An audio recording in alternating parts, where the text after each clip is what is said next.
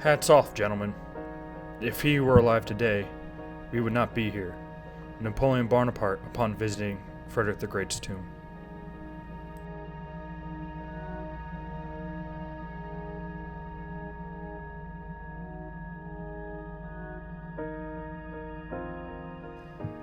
Welcome to episode number 14 of the Gap Fillers podcast. My name is Michael Bradford, and let's get started here.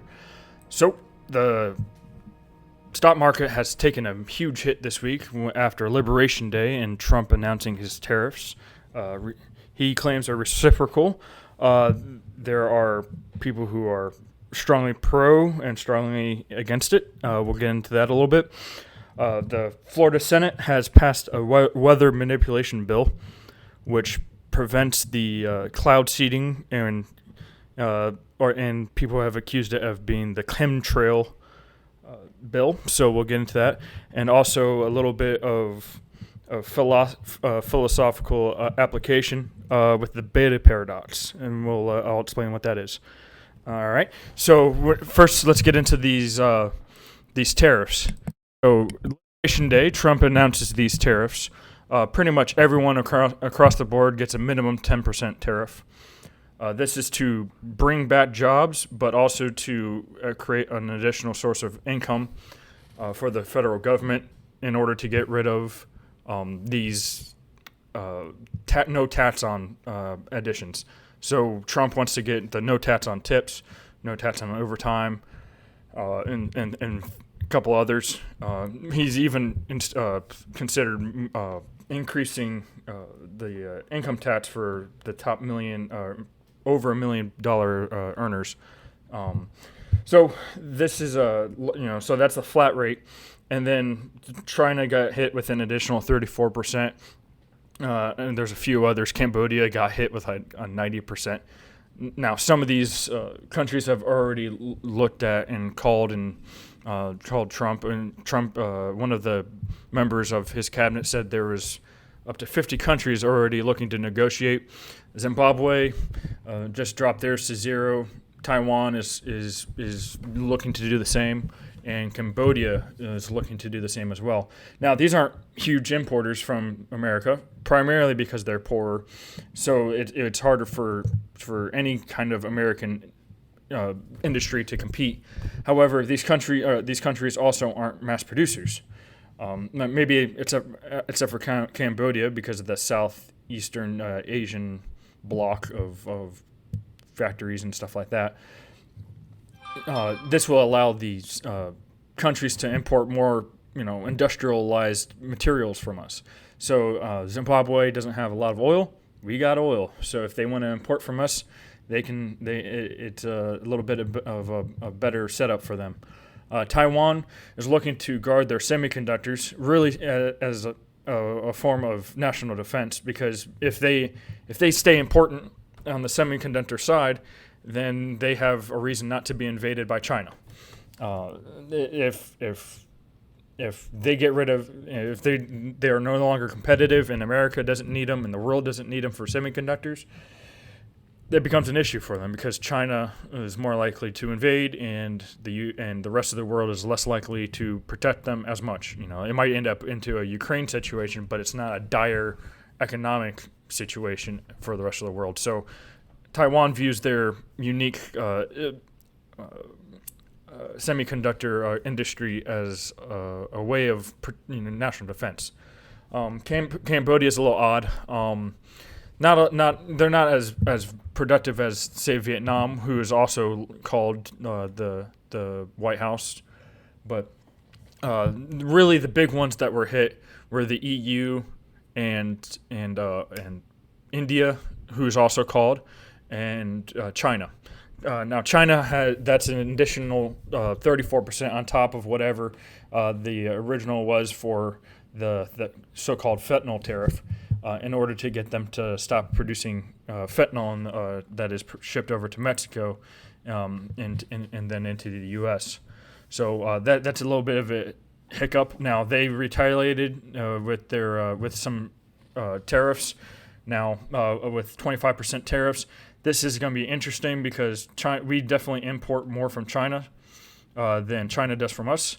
However, when China imports, it's a lot of agricultural products. So it's more likely going to hit less of the industrialized America and more of the agriculture, and that's more red state, where soybeans and corn and different things like that. So largely, this is the market's reacting to this and having a huge, it's flailing a little bit. The problem is that this, if it continues, it will lead to a recession, as J.P. Morgan has stated, because of how drastic of the tariffs are. I think a lot of the world was expecting very minor tariffs or selective tariffs, not pretty much an all-encompassing tariff. Israel dropped their tariff against the U.S. To facilitate trade, which they kind of depend on us for that. So we'll see what it's going to be like in the coming weeks. There are a lot of protesting and a lot of people up in arms about this. As long as this is a very limited measure, maybe the 10% tariff stays intact, but around the world, most of the excessive tariffs are backed off. This could be a win-win. If they don't win, it could possibly bring jobs back to the U.S. manufacturing, which will allow the U.S. to have less geopolitical risk in our economy, as we saw during COVID. A lot of the inflation, besides the trillions of dollars that was printed in order to save the economy because of the lockdowns, part of the inflation was due to the entire world shutting down and screwing up everybody's supply chain. And we depend on a lot of other factors around the world. Cars went through the roof during COVID because we couldn't get semiconductors from Taiwan or China or India. And excuse me. And so that became a supply chain hiccup because cars run on computers nowadays. So all in all, it ended up hurting American businesses and American consumers because we have too much geopolitical risk. If every country wants to shut down and America says, no, we want to remain open, we still lose out because we're dependent on all these other countries, primarily tyrannical governments. India is not a really free market or free country. They're technically a democracy, but they're heavily close to, for a while they were actually fairly close to being fascist/communist in a way. And then, of course, China. And then you have Indonesia right there and Singapore and Malaysia, which would all be affected if China invades Taiwan, because then that would be a way of hurting the U.S. economy if we help Taiwan. So a lot of the imports go through there, and Thailand and all that. So that's a thing to be watch out for, and that's a major problem with where we get our resources from. In fact, South America is probably one of the ideally more stable places that are that would have cheap labor comparatively, as well as maybe a little bit of Africa, but neither of those regions are very stable. Excuse me. There's problems going on in South Africa right now, which is actually South Africa has been primarily more stable than a lot of the other countries. However, you're also having a problem there. So we've basically been walked into this situation where the stable countries don't produce anything, and all the unstable countries produce everything, but everybody's always fighting over the government, or the one person has control over the imports or shutting down the economy. Putin, a lot of the European Union depends on Putin oil, and if Putin really wanted to hurt there's no way that the EU would be able to fight Russia by itself without massively importing from somewhere else. Well, where are they going to import it from? Well, if they're screwing up trade with America, then where are they going to get it from? Iran, the EU, or the Saudi Arabia maybe. where and then they got to protect their trade through the Houthi, through the Houthi attacks. So that'll be interesting to see. I think the U.S. is very well set up for this tariff situation. Not that I'm pro-tariff. However, if it helps get rid of domestic taxes, I am 100% more pro-tariff than I am pro-income tax. Because tariffs end up being more of a sales tax as opposed to an income tax. Income taxes are directly attached to your income. So as soon as you receive that money is out of your pocket. At least 16% of it is. And if as much as we can dial that back, especially for a lower income, then that increases your buying power, purchasing power at home. It would allow us to build more at home, especially with AI and automation coming up like that.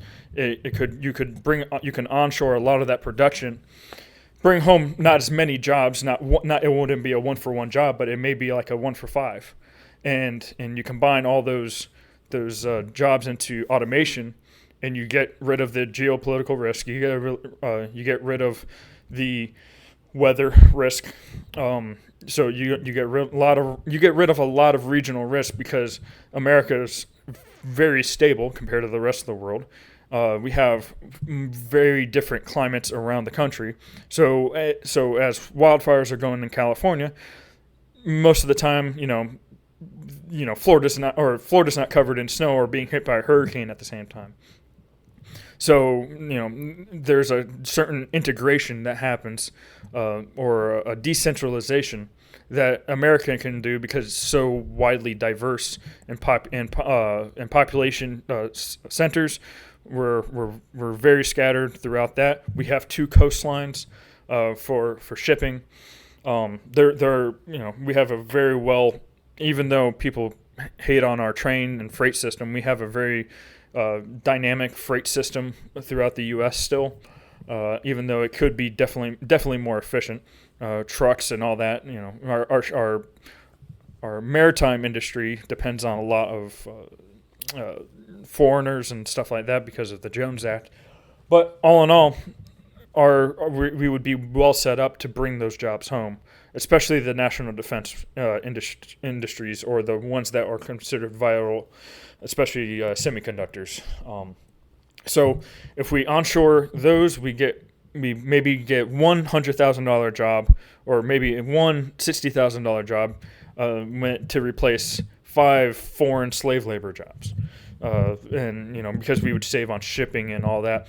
And so in theory, our GDP would increase, or even remain the same for that matter. But we would keep that capital at home instead of investing it in other countries. Now, this would definitely hurt the foreign countries and maybe even destabilize some regions. But we would have to see how that works out. Textiles industry is heavily in Southeast Asia. Nike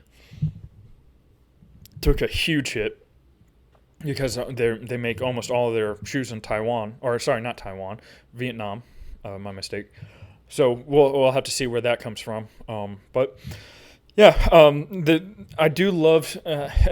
I don't want to see anybody hurt. However, these people who don't create anything, these finance bros, and in America we have become very lazy. We become the finance capital of the world, but we don't produce anything. In production, hard work, moving with your hands, and it creates a culture, as I talked about last week with Sutton Farms. You need to produce stuff, you need to make things, and you can't have everything, be like, oh, well, I sell insurance. Oh, well, I sell, I sell this bond, or I do customer service. All in all, you're not producing anything. You're relying on everybody else to produce the things for you, and that creates a natural drain on capital. Now, that's a little mercantilistic point of view. However, if we're not going to produce anything, and export it, we're eventually going to be drained of capital. It's very hard for our country to stay ahead for long, kind of like in a draft on a race car. You're not going to be able to go ahead without everybody else kind of catching up to you, because all the other countries, especially for the smaller countries that are deregulated, they'll catch up to you pretty fast. Brazil is kind of in that position. China, ever since they deregulated and moved towards a quasi free market, basically the governments are still heavily, dictatorial, but they kind of incentivized on onshoring trade. Japan, Korea, Indonesia, big countries like that, that are, especially Indonesia, where we're kind of similar in size, or they're catching up as our population kind of plateaus. It will become a big issue. The problem is that, over the past couple decades, though, we've also imported thousands of, or if not millions, sorry, of people, and to do quote unquote slave labor jobs. But the problem is that if they work here, they have to send their kid to school, which is a drain on resources. They drive on the road, drain on government capital, so to speak.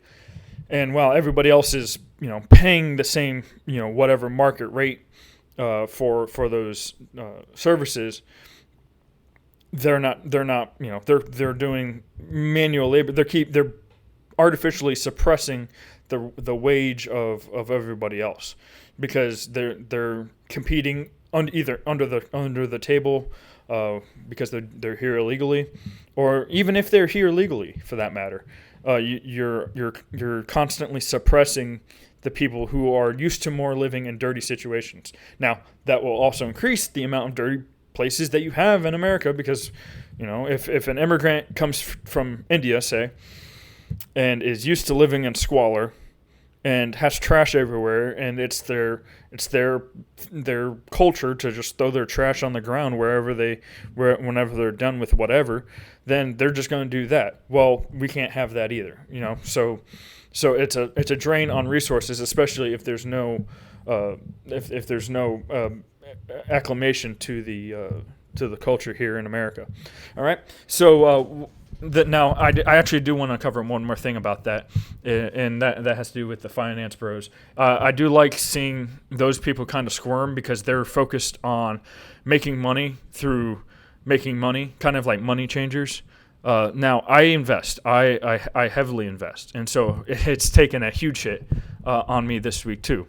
However, the problem is that these guys want all the hedonistic lifestyle, the big, whatever cars, and just so they don't have to, turn a wrench, and that is where I have a problem. I actually like seeing them squirm a little bit, because they're all upset because tariffs hurt them more than it did us so far, because they're seeing a direct hit in their stock price.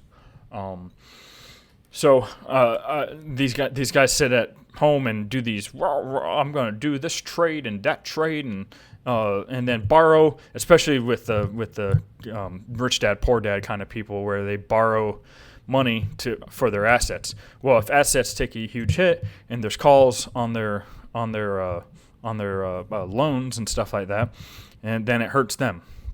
And that's where these guys that borrow money it's not my assets, I'm using somebody else's assets. Well, sometimes that comes due. It's not a moral way of living. Borrowing money, you become a slave eventually. Either you may even outlive it, but the sins of the father are visited upon the sons and the son's son. So, all right. So, want to move on to some Florida local news here. The state Senate has just passed a bill. They're calling it conspiracy theories. Now, there is a portion of that kind of tied into it with the idea of contrails and stuff like that, where people believe that the government is putting chemicals into the air, and there is always a sublet of truth into a conspiracy theory. That's why what makes it a good conspiracy theory. It's usually the idea. It's usually a conspiracy theory is usually based on a kernel of truth and a kernel of secrecy, and then there's a secret, and then there's a kernel of deep a misunderstanding. So there's usually those three that are tied into a form of conspiracy theory. Now, this bill focuses on something called weather manipulation. Now, weather manipulation has been a thing throughout history. Even Plutarch observed that after large battles, he attributed the rains that came after large battles throughout antiquity that they were due to the mass concussion in the air from swords clanging and things happening. That theory has been attributed even all the way up into the 20th century. During the 19th century, during the Civil War, Chamberlain observed that at 6 battles that he was at, rain came right after it. Now, whether that's true or not, that's probably a little bit of pseudoscience right now. It's not really observable on that. However, people have even done stuff like this, and during the Dust Bowl of the 1930s, they tried to blast clouds out of the sky. But it wasn't until about 50 years ago or 60 years ago, really, that we kind of perfected it, where there's a silver oxide that's put into the air that basically acts as a nucleus for rain to condense around, especially in the upper atmosphere, and it basically seeds the beginnings of what clouds are, because rain doesn't often fall without a particle to attach to. So in the middle of a raindrop, it oftentimes is condensed around a very small particle of sand or dust or something like that, and so as rain falls, it accumulates so we're talking about really microscopic particles that the silver oxide is, and the cloud forms around that, and after a certain size, it becomes self-sustaining cloud, and kind of grows up into what would become a thunderstorm. Hopefully, is the theory. The most recent story about that was, actually, the most recent story was the North Carolina one, whether they're controlling the weather is the conspiracy around that. I'm not going to get into that one, but like the UAE cloud seeds there in their area, and they had massive flooding just a couple years ago. Massive flooding. In fact, actually, that was probably last year, if I remember right. Either way, so Florida Senate doesn't want people cloud seeding. Now, here in Florida, we often don't have a problem with rain, especially during the summer. Now, our springtime is a little drought-like. We actually had a really dry winter and fall into winter, and we've actually had a fairly slight more rain this spring than we have. So, like this March into April timeframe is usually really dry. So it's been picking up, and then then we always have a afternoon thunderstorm. That's because of a sea breeze. Basically, the Atlantic winds and are humid and blow over the state and meet the Gulf of America's stream, and basically it creates a really strong thunderstorm. Not usually huge, but usually moves one way or the other and wipes across the state every afternoon. And that's what causes our rains here in Florida during the summer, because of the convection that happens over the land. So hot air meeting cold or hot, humid air meeting hot convection creates these strong thunderstorms. That's why they get a strong updraft from the heat, and they grow a tall cloud because of the convection part of it. And so they're looking at getting rid of that, banning cloud seeding. Now, Florida hasn't done cloud seeding in over 50 years. So this is basically preventing this from ever taking place. But really, but the opponents are really after it because because of the conspiracy theory attached to it. Tina Polinsky, Democrat from Boca Raton, said, "I'm not, denying that there might be something going on. It's just we have to have the right methodology to take care of it. And that's what we do in state government. It's not right for us to just slap fines or, penalties for folks if we don't really know what we're doing." Which she does have a point. However, this kind of this basically comes in the wake of the North Carolina thing, and they don't want the idea. They don't want the accusation in Florida that this has been going on. So it's the contrail things, but conspiracy theorists, but it also gets rid of the even slight hint that we're doing this. We're cloud seeding. It creates a fine, and it also becomes a third-degree felony if you're caught manipulating the weather.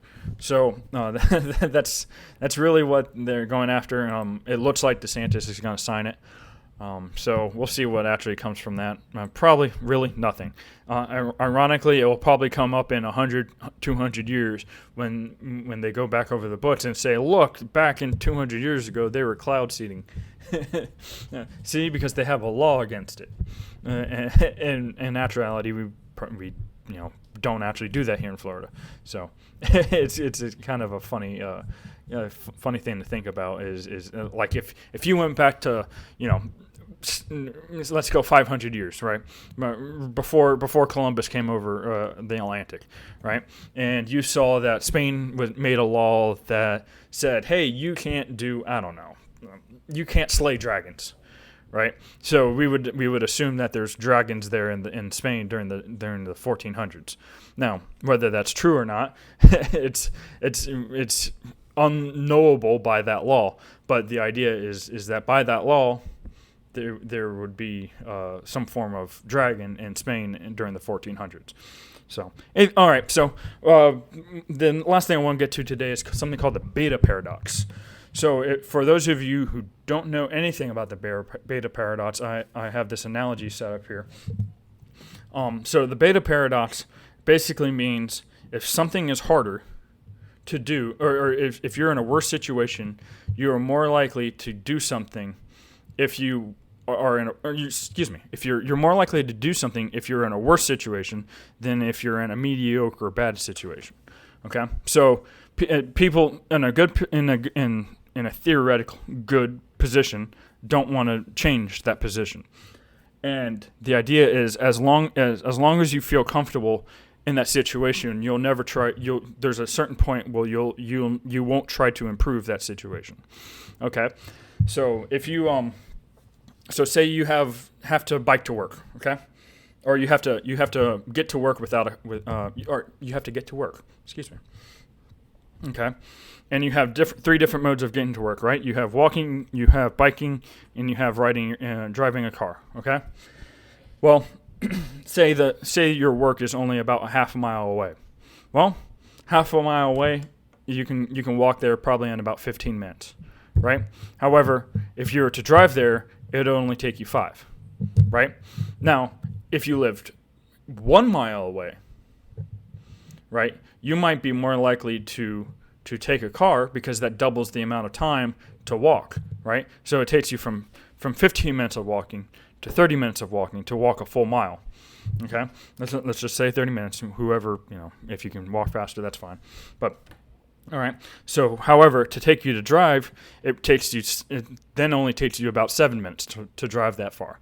Okay, so and by moving yourself further away from where you work, it actually takes you less time to get to work because of the beta paradox. Okay, so this happens in life, right? So say you're wanting to have a certain career, right? Well, you're stuck at your job. You don't feel like you're really succeeding, right? But you don't feel that bad, right? It's a steady income. It's not bad. The people that you have to deal with are sometimes annoying, but stick to the devil, correct?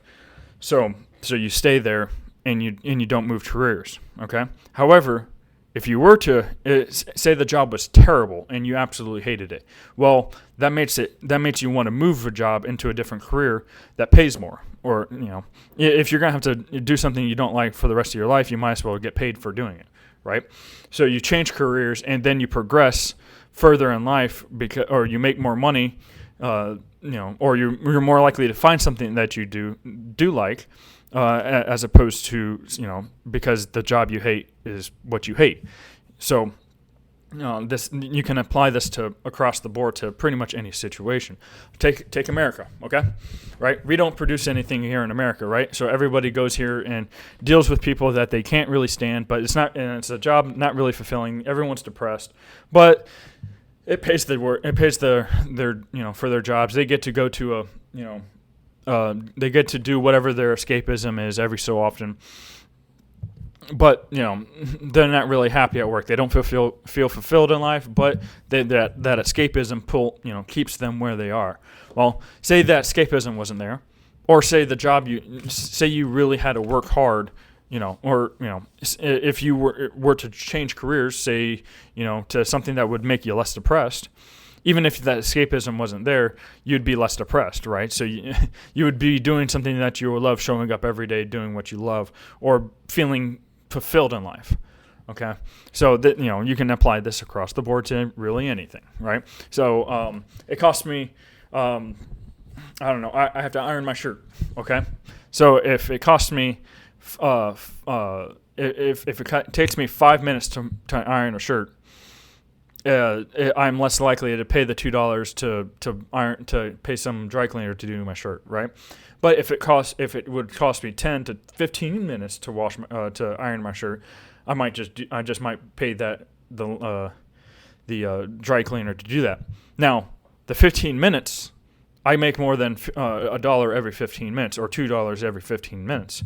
Okay, so in actuality, I would make more by in theory, by taking my shirt to the dry cleaners.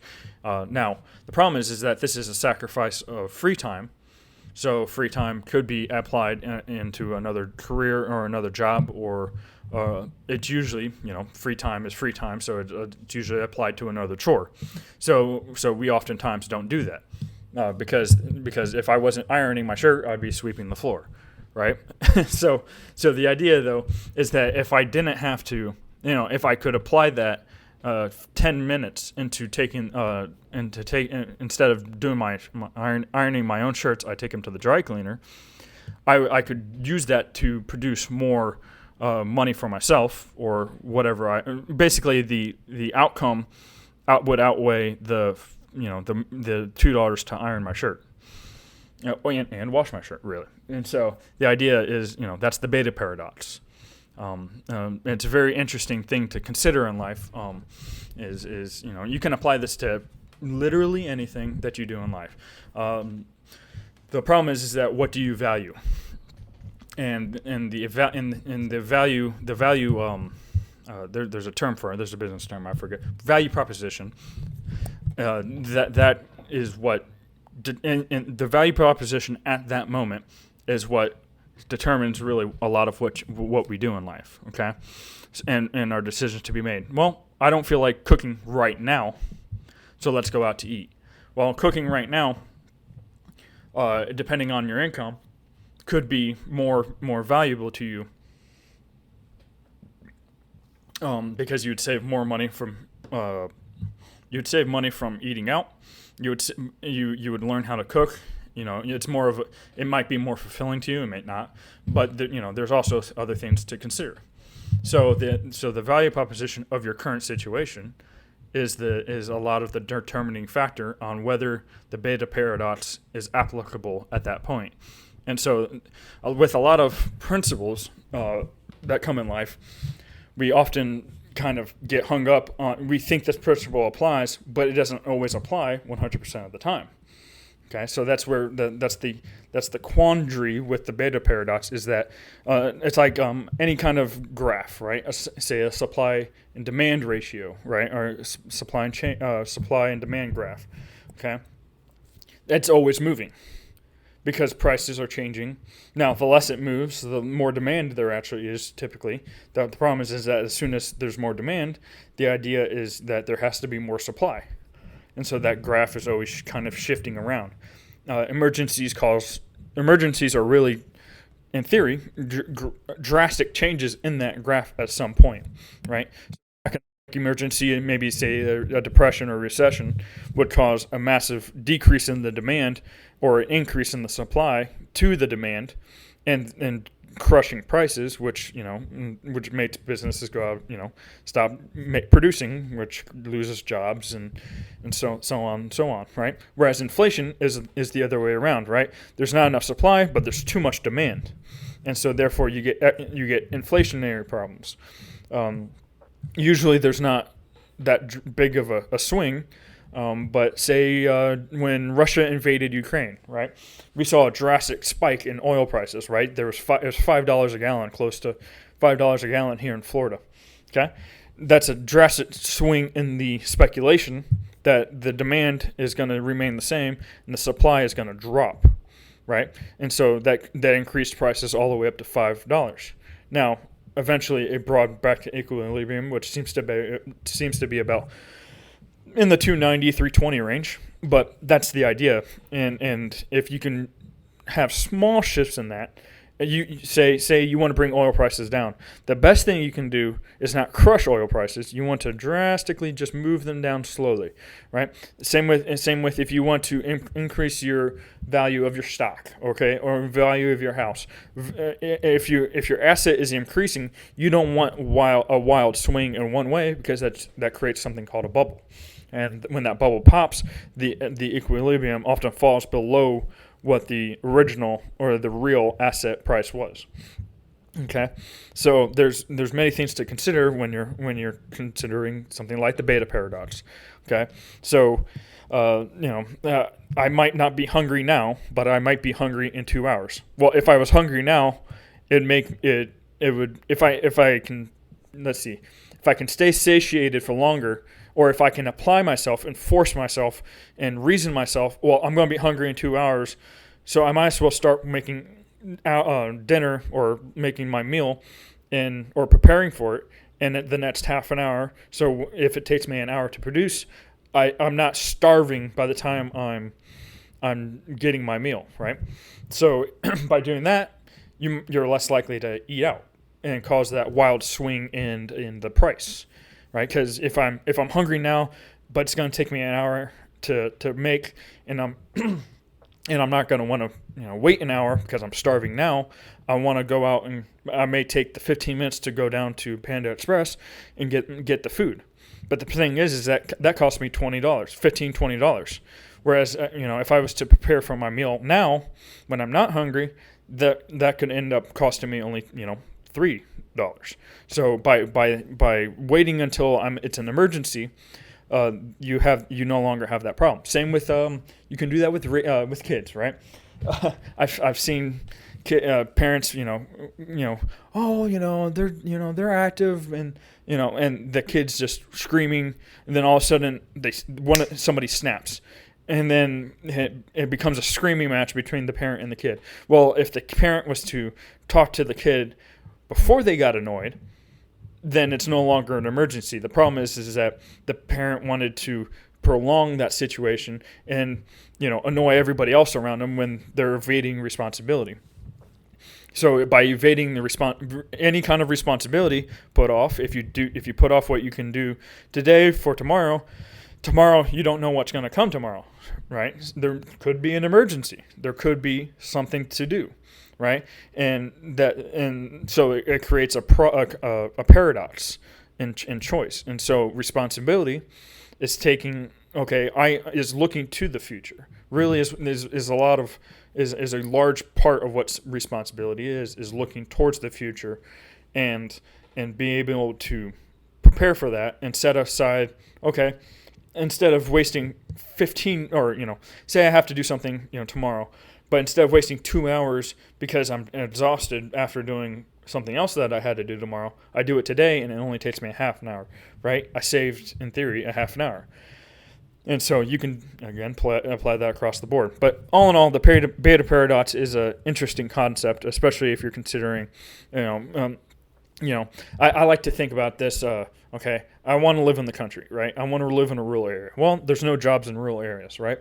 But so how long would it take me to get to a place of work from a rural area? Well, it may take me 60 minutes. Okay, it may take me a half an hour, whatever, But I live 10 miles away from my work right now, and just let's just consider that, right? So every day I have to travel in traffic 10 miles, right? So my average speed is only 30 miles an hour. Going 10 miles, it takes me an hour to get to work. 30 miles an hour. Actually, that's not right. Either way, I'm not working. I'm working out these math problems in my head. But if I was doing 60 miles an hour, I could live 60 miles away and get to a same spot, as opposed to 30 miles at 30 miles an hour, right? So if it's 10 miles an hour, just work out the math. Either way, you can work through that process, and in theory, you can live further away. Now you might have to cost more on gas, but maybe not, because you're still in the car the same amount, and you don't get as good gas mileage on in-city miles. So, that's something I've been considering is especially with cars, and especially with what a lot of modern work is you don't technically have to work at, cities are getting more and more outdated as technology changes. So we'll see. I appreciate y'all for joining me this week for episode 14 of the Gap Fillers podcast. If you want to support me, you can follow me on Facebook, the Gap Fillers podcast, at Gap Fillers 1776. You can follow me on subscribe on Spotify and YouTube, and I'm on myriad of other sites if you want. But Spotify is my primary for right now. Amazon Music is another. But I appreciate it, and have a good week.